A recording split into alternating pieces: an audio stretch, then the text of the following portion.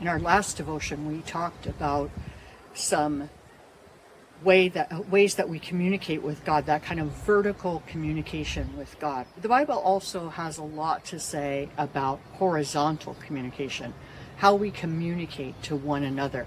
And one of the most succinct verses that talks about this is found in Ephesians 4, starting in verse 29.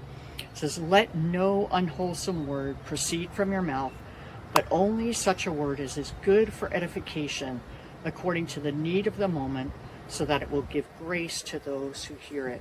And I think it's important that we start out by recognizing that the Bible doesn't, kind of quibble about this. Like, it's okay for some unwholesome words to come out of our mouth, or if you're really frustrated, that's okay, or if you're just venting, that's okay. Paul wrote, "Let no unwholesome word come out of your mouth." Our mouths are for building up, not for tearing down. And that's what he goes on to say. Only such a word as is good for edification. And edification is that idea of building up.